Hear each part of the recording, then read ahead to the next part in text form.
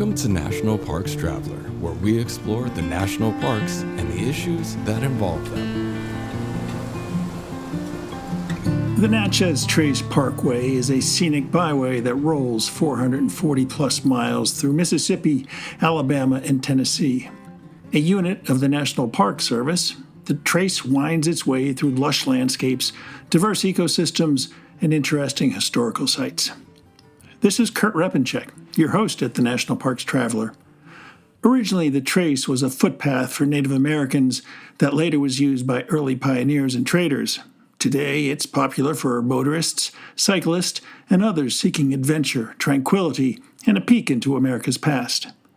Most recently, it was the chosen location for a remarkable initiative by 4 women interested in promoting living kidney donations.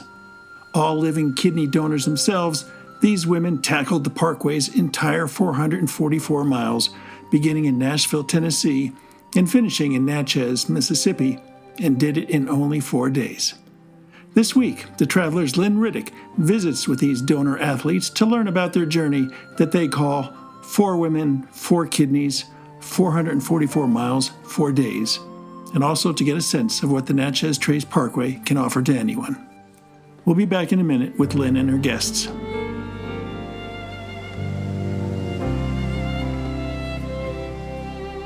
Smokey's Life.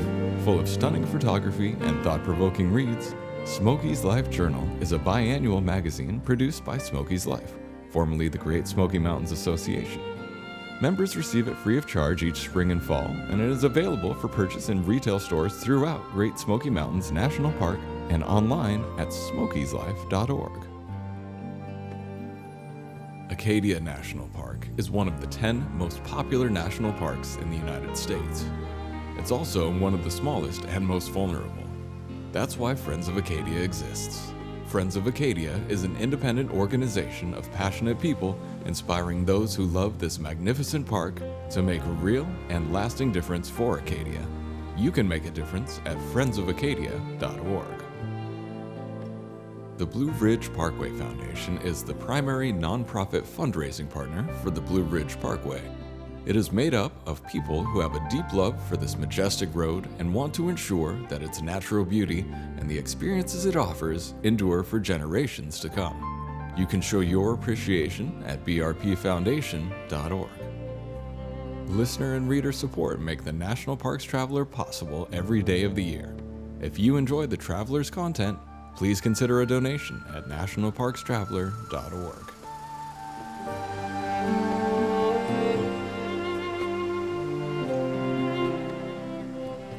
4 women are catching their breath after biking the entire Natchez Trace Park over a 4-day period to raise awareness for live kidney donation.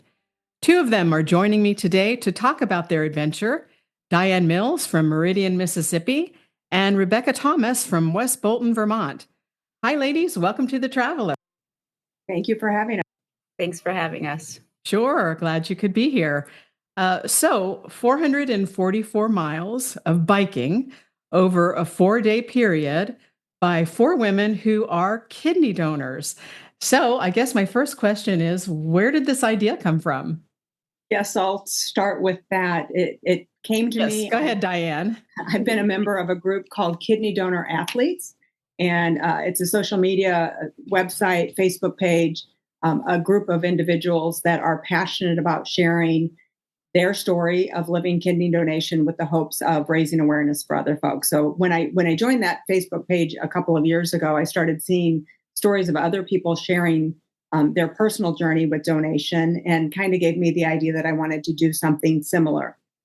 A couple of years ago, a friend of mine biked the entire Natchez Trace Parkway, and I learned at that time that it was actually 444 miles. So the Natchez Trace was really the catalyst for what we did. When I learned it was 444 miles, it just kind of came to me. I'm a living kidney donor. I need to find 3 other living kidney donors, hopefully women, because it just made the logistics a little bit easier.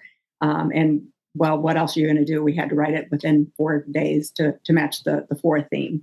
So that's where the idea came to me. I shared that information out on the Kidney Donor Athlete Facebook page and was lucky enough to have 3 other women join me pretty quickly. they came on board and said, "Sounds like a great idea. Let's make it happen." I wanted it to be the 4 women, 4 kidneys, so that all of us could share our story with others as we rode, and then kind of as we reached out into the different communities that we rode through, that we could really promote the living donation aspect of it. And Rebecca is actually a dual donor. I'll let her share her story, but not only is she a kidney donor, she is also a dual donor. Well, Rebecca, you want to talk about that? Sure. So when I first started thinking about kidney donation, I didn't even really think that I could do other donations as well. But through my researching, I discovered that you could donate a lobe of your liver and help someone. So the hospital where I was being evaluated said that if I wanted to, I could, in fact, do both donations, not at the same time, of course. And they recommended that I do the liver donation first, as that is a bit more complex and complicated of a surgery. And then I could see how I felt after that, waiting at least a year to consider the kidney donation. And that is, in fact, what I did. I was able to donate to a stranger in both instances, and both of my recipients are doing quite well. That's fantastic. So, how was it recovering from, a kidney donation? With any major surgery, it takes time and it takes some slowing down and really focusing on nutrition and rest and being hydrated. In particular, with a kidney donation, we do have to be much more aware of the amount of water that we drink in order to feel well and be able to do our daily activities and sports that we enjoy doing. But in my case, my recovery went as expected, and I've been able to return to all of the things that I enjoyed doing before.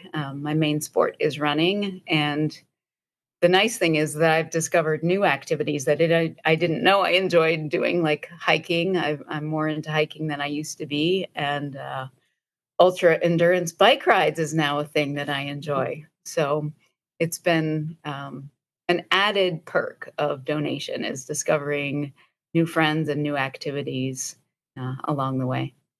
So, your recipients were strangers. Was there something in your family that prompted you to make a donation? It wasn't a family member, but I'm a school teacher, and one of my students many years ago needed both a liver transplant and a kidney transplant. She ultimately was able to get a lobe of liver from her father, and then a close family friend donated a kidney. So she was able to get living donations in both cases. And it turns out that I ultimately ended up donating at the same hospital where she received her transplants. And there are some connections with the transplant staff that has been really nice and made it feel like it was meant to be a little bit. Oh, that's fantastic. So, Diane, what is your story? What prompted you to donate a kidney? I donated a kidney almost 14 years ago. So my surgery was quite a few years before the other women who were more recent. But I had a good friend who had hereditary kidney disease. So we always kind of knew that she would at some point get to the phase with her health that she would need a transplant to remain healthy. She was living in Southern Illinois at that time. Had moved to Mississippi. She called me one evening and shared that she had gotten to the point where she was going through the testing. She was going to need a transplant, and she was looking at going on the transplant waiting list or looking for a family or friend that would donate. And when she told me that it was time for her, I told her without hesitation, look no further. I think I am your kidney. And ended up I was a match for her. Kind of said it in jest at the time, didn't realize until later that there were a lot of steps we had to go through before we knew that I would be her match. But ultimately it worked out. My recovery was probably similar to Rebecca's, and I'm pretty amazed at that it was a lot, a few years before. I think the surgery advances in medicine have just really improved in the last few years. But my surgery, I probably was off work maybe 4 weeks. Total was able after 4 weeks to go back to normal work activity. A couple of weeks after that, including my physical activity, and really within probably 2 to 3 months felt just about back to 100%. That's great. What do you know about the current state of kidney donations in this country? And what kind of need is there? It depends on what research you look at. But most research shows that there are between 90,000 and 100,000 people in the United States that are currently on a kidney transplant waiting list, that they need a kidney. Most of those individuals are on dialysis, which is if you know anybody that is had to go through that process, it's really hard on the body. It's very time consuming. Once someone goes on dialysis, they're not living what I would consider as really a completely full life. They have some limitations on what they can do and how that just affects them. The research shows that the wait list for the wait time for a deceased kidney is between 3 and 10 years. On our ride one evening, we actually got to meet a man who lives outside of Houston, Mississippi, who is on that transplant waiting list. And he's been on that list for over 4 years now, currently on dialysis. And that was a really stark reminder for me personally of why we decided to put this ride together, because I think 4 years for him to be waiting on a kidney when there are individuals that are healthy and active that could potentially be a match for him and in that wait for him, I just think it was a real, reinforced my desire to create awareness that people can be living donors, give a kidney and still live a very active, healthy life after they make that donation. Who were the other two women on the ride, and what's their story? We have Becky Bussey from Colorado and Anna Cannington from Mississippi. And let's see, Becky was a non-directed donor. And so that means she just wanted to volunteer a kidney without having a specific person to give it to? Correct. Okay. And Anna ended up donating to someone from one of her workout groups. So they are in touch now. They met through the process. And we actually had the opportunity to meet him prior to our ride. And he came to send us off the morning of the start of our ride. So it was wonderful to see him living and thriving and being able to come out and support us in that way. Well, I guess I don't know much about it, but I do know people who have donated a kidney to their son or their daughter or their sister. What do you know about folks like Diane who just sort of decided to donate the organ without having a specific person in mind? Is that a real frequent thing, or that's obviously something that you want to create awareness for? Yeah, I think with modern medicine and our ability, the National Kidney Registry is one of the groups that actually sponsored our ride. They take and work with folks all the time that, just like Rebecca, step forward and say, hey, I have a kidney, I have a healthy kidney, and I want to be able to help somebody. And they can match those kidneys. There are kidney chains that one person steps forward and says they want to donate a kidney, and they create this chain. Maybe their kidney goes to someone in a completely different state, and the person that wanted to donate a kidney for that individual matches somebody across the United States. And I've heard of chains as long as like 7 to 10 people long, that it just takes that one first altruistic donor to step forward, and then everybody else's matches can fall into place. Pretty remarkable. And just again, it just is one of the reasons we were so passionate about wanting to share our story. I think I know Becky, who lives in Colorado, shared a lot that she made the decision to step forward to donate a kidney after she had seen a news article about somebody that had donated and how that affected that individual. So it encouraged her, kind of planted a seed. And it wasn't until a couple of years later when she had the opportunity, but she remembered that time when she had heard somebody else's story and kind of planted the seed that it was a possibility for her as well. There's also something called paired donation, which is a case where a potential donor and recipient are not a match for each other, and they are matched with another pair. So the two donors are matches for the other person's recipients.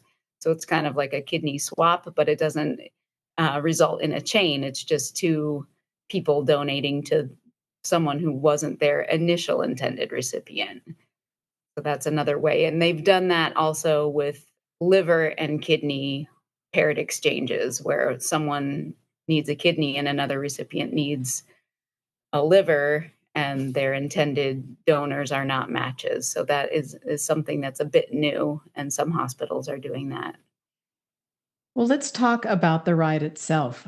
What went into your decision to start in Nashville? Really, it was just logistics. We had two of the riders were there in Mississippi. Anna and I were driving up to Nashville, so it was pretty easy for us to go to either location. But then Rebecca and Becky were both coming from different sides of the country, different time zones, and flights just really worked out for them easily for us to start the ride in Nashville. I also just personally kind of liked it.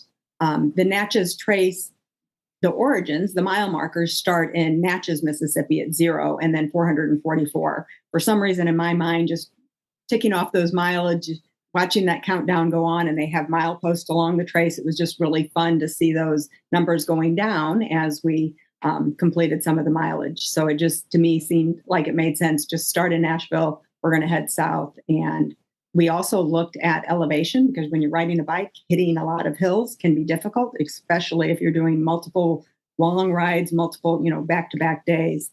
But interestingly, the elevation gain is really similar whichever way you go. And we looked at weather to see if prevailing winds would help us this time of the year. It was kind of a roll of the dice. So it just really logistically worked out best for us to start in Nashville. And I'm glad we did. It worked out well. We had such a great time. Everything really worked in our favor for the 4 days. So our plans fell into place and were great. And you said that you had been on the Natchez Trace before biking. Any idea how many times you've done that or how far you've gone totally? Rebecca and Becky from out of state had never been on the trace. I'd ridden portions of it, maybe a handful of times. Anna Cannington and I, actually, the first time we're both in Mississippi, the first time we met in person was on a ride outside of Ridgeland, Mississippi, that was on the trace. But that day we maybe had ridden 30 or 40 miles of the trace, and it was on other roads in the community. But I had never ridden the entire portion. A lot of it was doing research online to figure out what would be the best direction, best route, and putting everything into place. Tell us about your training. Did you do much of it? How did you push yourself so that you'd be prepared for this? Because that's quite a grueling amount of miles per day. I am not a cyclist, and prior to this ride, it had been many, many years since I had done any major cycling. I have done century rides in the past, so I am familiar with sitting on my bike for that many hours on varied terrain. But I'm a marathoner by choice. I guess that's my primary sport. So I was in the height of marathon training season when I joined up with this cycling group. So I think the combination of training long distances on hilly terrain and then also getting my bike out of the garage and riding was an effective way for me to train. I felt like I was able to do the ride each day with not a huge amount of discomfort. Anything for 8 hours, 4 days in a row, or 7 hours is bound to lead to a little bit of discomfort, but I think we're all equally enjoying that discomfort. Diane, how about you? How did you train? I am a cyclist for the last maybe 6 or 7 years. I've been cycling pretty well. That's mostly what I do for fitness. But it was still a lot to train for 444 miles over 4 days. I took the stance that anytime I could ride, I was out on the bike. Definitely some long rides on the weekends, lots of miles, 60, 70, 80 miles, and then doing back-to-back days so that my body got used to, you don't get time to recover, you get up the next day and go back on the bike.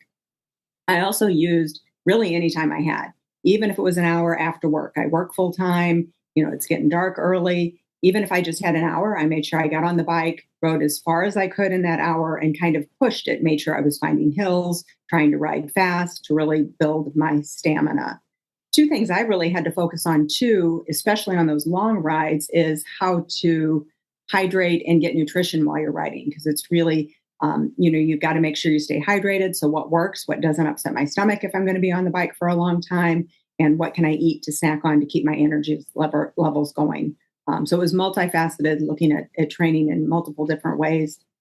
I think we all had a little bit different approach to our training. Like Rebecca said, she was running a lot, so then moved over to the bike.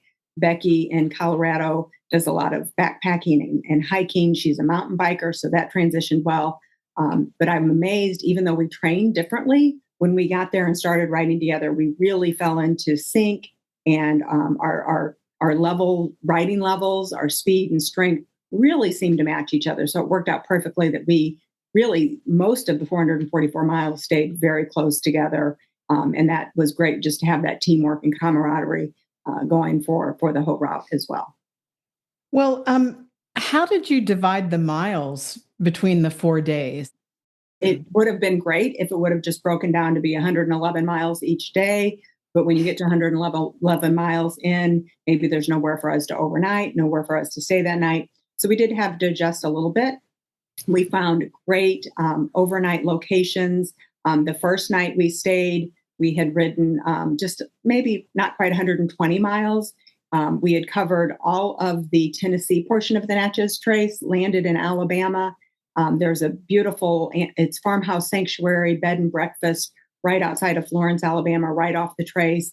They worked with us. They gave us a great rate. They were excited about what we were doing, so we enjoyed staying there. So it worked out just mileage wise to look at the locations and find good places to stay. We had breaks. We definitely had breaks, not just our overnights throughout the route. We had SAG support. So that means we had drivers pretty well the entire time ahead of us and behind us. So if we ever need anything, there was probably not 15, 20 miles that we wouldn't have support. And both of our SAG drivers had snacks with them, extra water, different hydration, Gatorade, whatever hydration we were looking for. And we just kind of played it by ear. We planned our lunch stops pretty well midday each day. But again, we looked for fun places to stop on the Natchez Trace. So when we stopped, we had a little bit of the history. We could enjoy what the Natchez Trace had to offer. And it was a great place to bike ride. I cannot say enough. The Natchez Trace was wonderful for biking. But we planned our lunch stops, places we could get off the trace, had restrooms available. And then the other stops, really, we just kind of played it by ear. We made sure we had snacks on our bikes. And, maybe we got 15, 20, 25 miles in. Somebody needed a break. We would stop, break, do some snacks, get back on the bike until we got to the next lunch stop or the overnight for the day. So how long were your breaks typically, or, your lunch break also? I would say just the midday, need a break kind of stops were maybe 10 minutes, 10 to 15, and lunch was a bit longer. It gave us time to take our shoes off and sit down and stretch and just re-energize a little bit and chat with each other. It's hard to chat while you're biking, especially if you're in a pace line. So it was a nice time to meet with our SAG support and just recharge a little bit. So I would say, I don't know, maybe half an hour for lunch. So 120 miles the first day. How did it break down on days 2, 3, and 4? About the same. We ended up surprisingly closer to 460 total miles. The Natchez Trace itself was only 444, but we got some extra miles when we got into the Ridgeland Jackson area on day 3. Ridgeland has a great multi-use trail, so we were able to we rode in the entire length of the trace, but we got off the trace at one point and took the multi-use trail to our overnight there in Ridgeland. So we added some extra miles. So 120 to 106, I think our longest day was maybe 126, but that seemed like that ended up being the average per day. So what was the condition of the roadway in general? Any construction happening? Any hazards that slowed you all down? The roadway conditions were fabulous. It was just amazing to be able to ride 4 days without any incidents. The only minor incident was rain on the first day, but to be expected. There was going to be a little bit of weather somewhere along the way, but the road was it was wonderful. I was just very impressed by the beauty of the surroundings and the conditions of the roads. There is a speed limit of 50 miles per hour on the trace, so the traffic is light, are not real fast.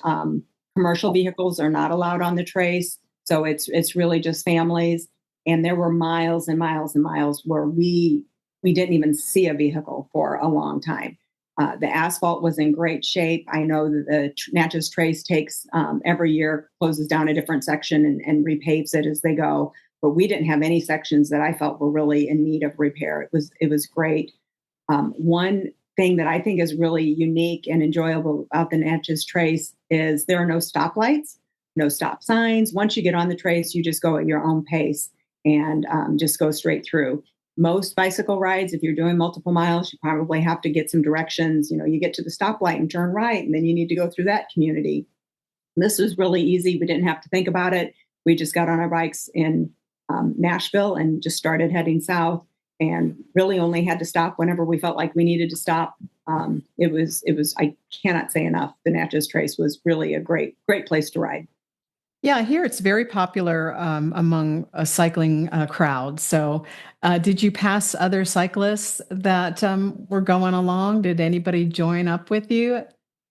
Yeah, we had several people along the way that joined up with us, and Diane can speak specifically to who all of those groups were because she is the logistics lady, organized beyond belief, and really kept us together.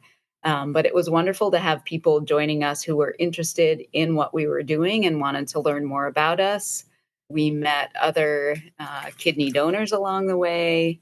We met cyclists who were going in the opposite direction and wanted to just stop and learn more about us. So I felt like we were supported all along the Trace Parkway from communities that we passed through and people coming out to show their support.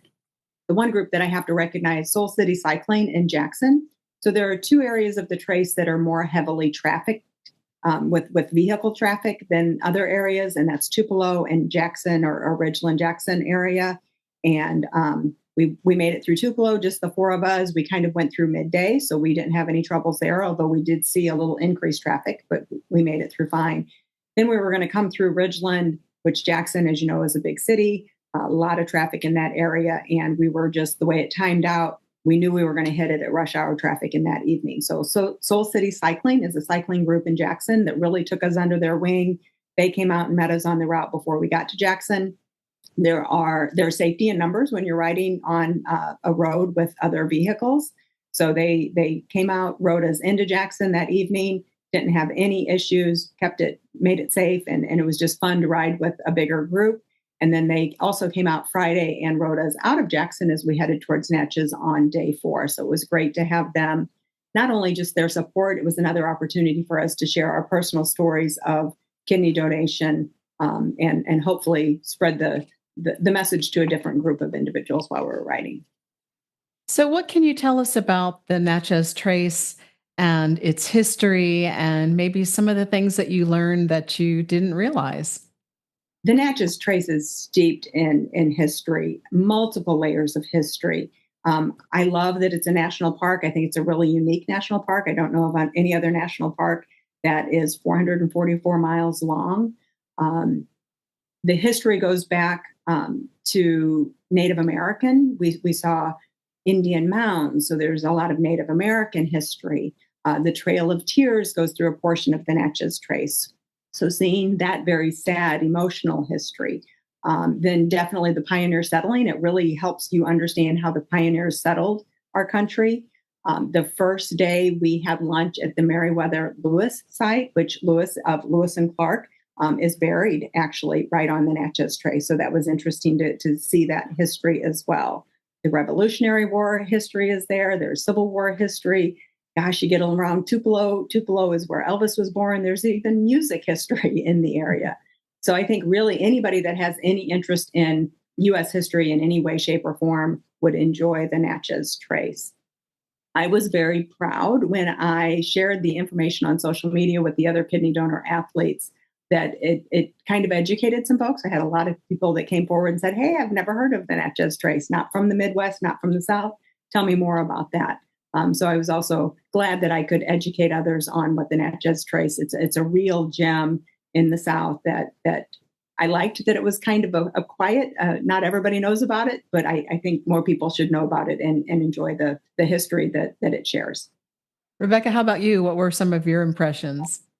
So I will admittedly say that I knew very little about the Natchez Trace Parkway prior to this ride. And a frustrating part for me was that I wasn't able to stop for longer along the way and see the different areas of the parkway.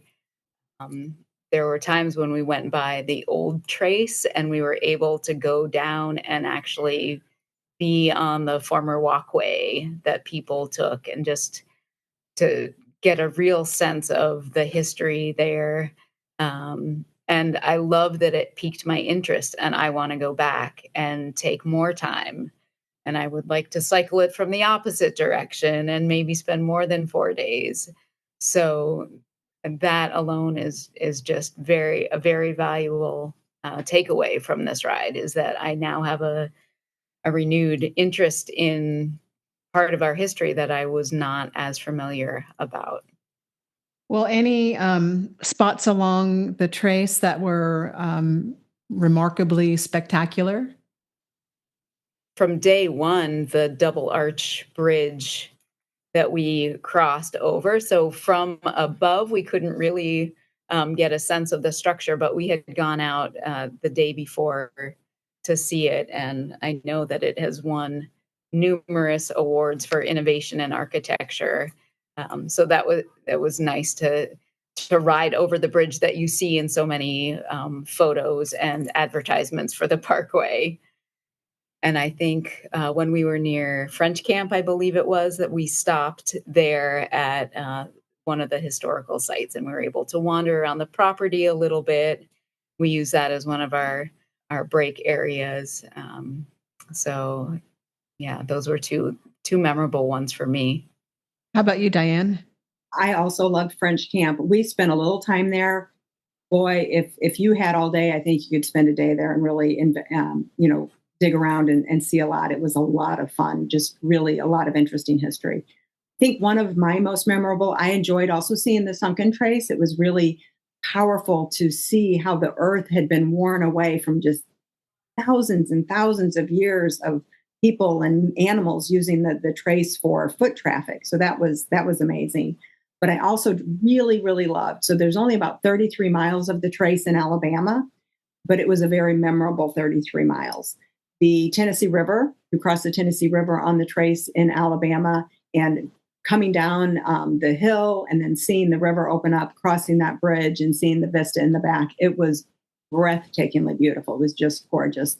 But then also riding through Mississippi, going through some of the areas where you saw fields, just miles and miles of fields in the distance.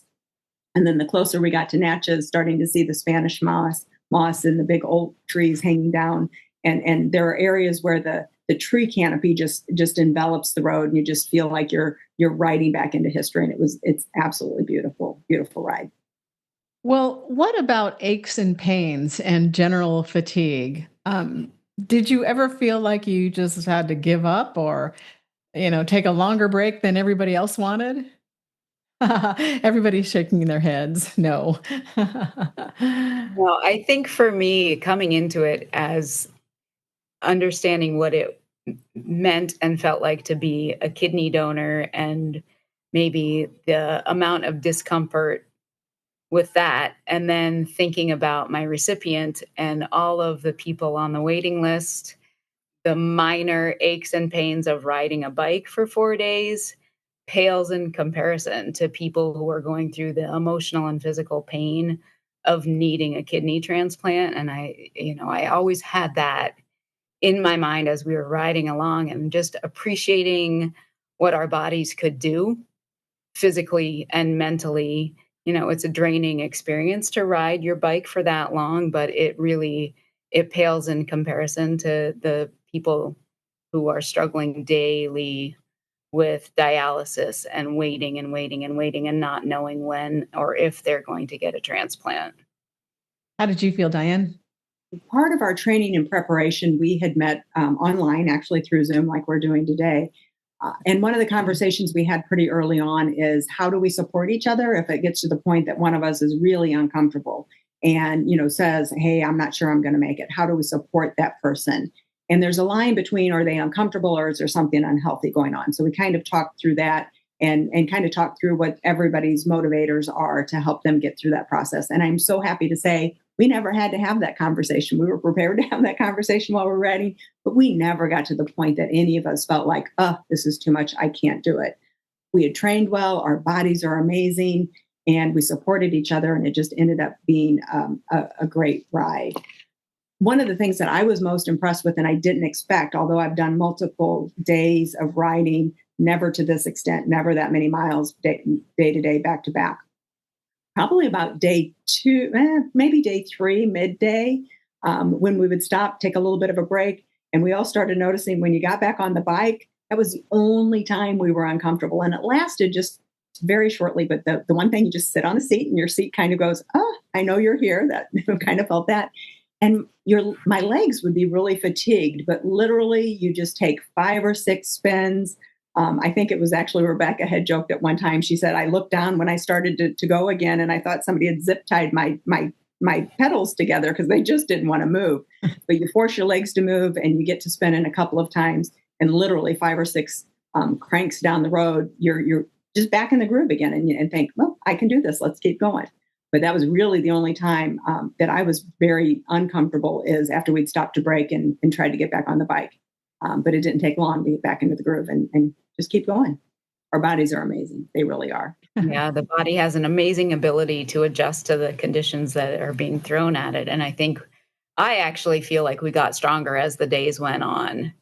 There was fatigue the first day and we're like, wow, that was an exhausting day. And there was rain and there were a lot of things that we were dealing with. And then I think like day 3 for me was when we really hit our stride. We were in sync. We were pulling each other along and we had a cadence going that just, it felt as if we had been riding for a lot longer together than we actually had been. So it was a wonderful feeling and a wonderful day to experience that. And it's interesting. We all talked about it. We all felt the same thing. It just clicked on day 3 for whatever reason, fell into our stride and it worked out well. Well, what kind of bikes were you on? And I'm wondering, you mentioned the rain. Were you fearful that conditions would be too slick? There were some moments in the heavy rain on the first day that were a little bit scary. So it was heavy rain. There were moments that, fortunately, it was not a long amounts of heavy rain, but there were times when we were going downhill a little bit and the rain was pelting. Like I could feel it pelting my eyelids, so I couldn't open my eyes fully. And that was a little bit of white knuckling on the handlebars to just stay upright and make it through. But it was short-lived for me, that scary feeling. And it wasn't so scary that I felt like I needed to stop and wait it out.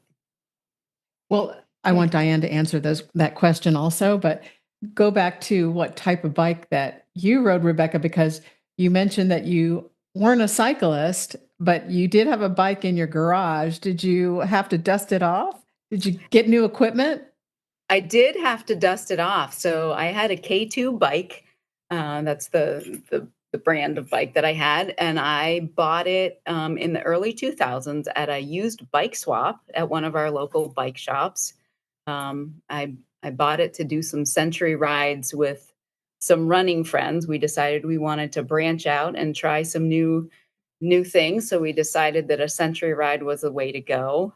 And none of us had road bikes. So I bought this road bike at a bike swap and it did several century rides on it. And then it was sitting in my garage for quite some time before this ride. So I took it out and got it dusted off and brought it to a local bike shop, and they were able to fix it up and do some tweaking and a few new parts to get it in rideable condition. And it served me well.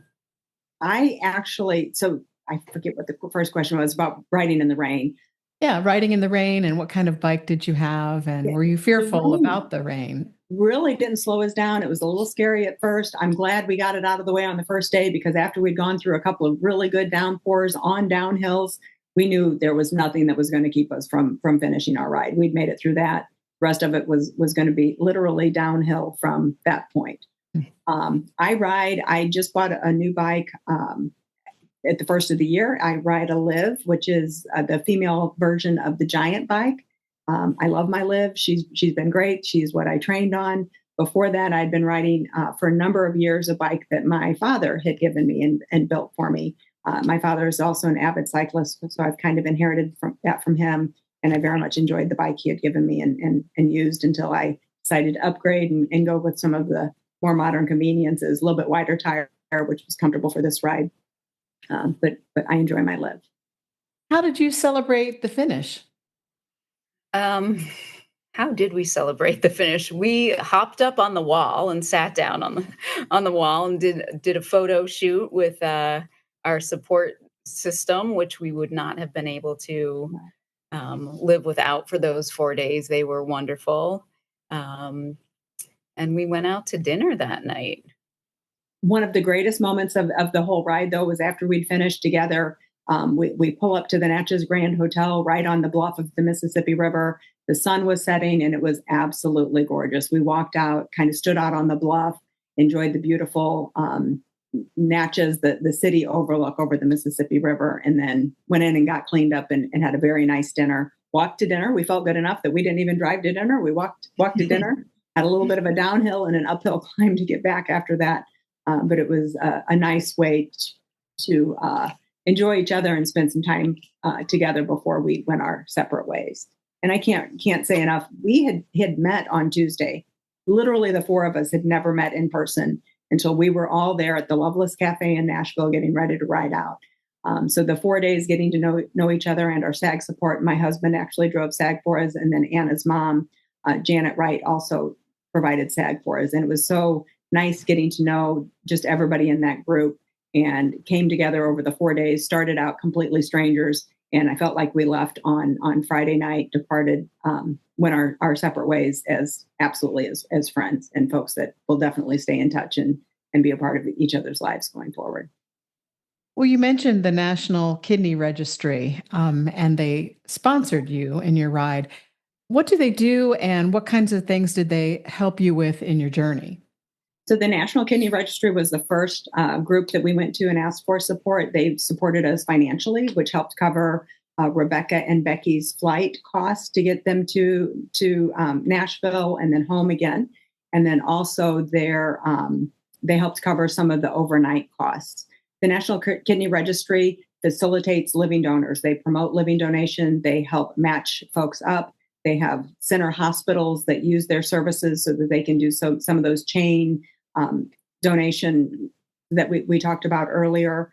And they support not only getting folks the kidneys, matching them up appropriately, but living donors supporting them. They have a number of programs that I probably am not going to do justice talking through, but emotional support, some reimbursement, financial reimbursement. You're not paid as a donor, but there are some expenses that they can help with. If you have travel, lost wages, that the National Kidney Registry helps with that, so that it's not such a financial burden for the donor.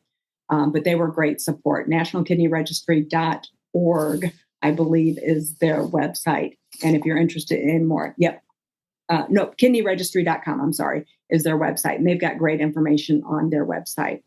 Then we also had Mississippi Organ Recovery Agency, which is a Donate Life organization for Mississippi. I called them, and they actually also came forward with financial support very generously early on. The Natchez Trace covers the entire state. It crosses the entire state of Mississippi. It's a portion of Tennessee, a very small portion of Alabama, but the entire portion goes all the way across Mississippi. So I called the Donate Life Mississippi organization and was thrilled that they supported us. And then the other financial support came from Kidney Donor Athletes, which is the organization where we all met and have been members of for a number of years. We were proud to have all three of those organizations support our ride financially. So did you get a lot of attention for this ride? Yes, we certainly did, more than I expected. Yeah, we had great support we had a number of different bicycling groups that came out. They fed us at different times. We had a kidney. The gentleman that we met, his family and friends gave us an amazing meal. I will say Mississippi is known as the hospitality state. And I was really, really proud of my home state because they showed out on hospitality. From just coming out, news, TV, individuals came out and supported us on the route, many, many different locations, and helped share our story. We had some statewide organizations that helped share it. And then a lot of the local TV and radio came out as well. So that was great. We had a lot of support. Well, what happens from here? Any future goals or activities to keep the momentum going? There's talk of trying to plan something else, something a little bit different, but nothing definite yet. But I think the four of us will certainly be scheming some other ways to raise awareness and show what you can do as a living donor. And I loved having the National Park Service using the national park for the ride. So if there's any listeners out there that know of other great places to bike in a national park, we'd love to get some ideas on that front as well. How can any other individuals or organizations get involved with what you've started for Women for Kidneys? Folks are welcome to follow our Facebook page. We've got a lot of information out on Facebook and Instagram. To look for us online, go to Facebook. It's anytime we use the number 4, we're using the number 4. So it's 4 Women, 4 Kidneys, 444 miles, 4 days. We've got lots of information out there. If you're interested in learning more about kidney donation, please visit the kidneyregistry.com website. There's everything you need to know to start that process. And if you are already a kidney donor, join us on Kidney Donor Athletes as well. It's a great support group, one of the most positive Facebook organizations, groups that I've come across in a long, long time. If you're interested in learning more about donating a kidney as an athlete, Kidney Donor Athletes does have mentors on our site that you can connect with someone if you have questions. And you are always welcome to reach out to the four of us because we love talking about the benefits of being a living donor. I would just like to thank you for helping us spread awareness about our beautiful national parks and about our mission to spread awareness for living kidney donation. It's been great talking with you. Well, you definitely make me want to go check out the Natchez Trace Parkway because I haven't been there myself, but it sounds beautiful. So highly recommend it. Yeah, it sounds like a great place to go. And thank you for sharing your experience with us. I really appreciate your time. And I wish you the best as you go forward with this. And I just know it'll probably just grow and grow.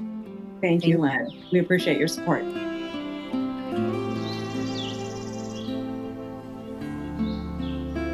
That's our show for this week. We hope you enjoyed it. Next week, I'll be joined by Lynn Riddick and Kim O'Connell to look back on the Traveler's past 19 years and to look into the news organization's future. For The Traveler, this is Kurt Repenchek. See you in the parks.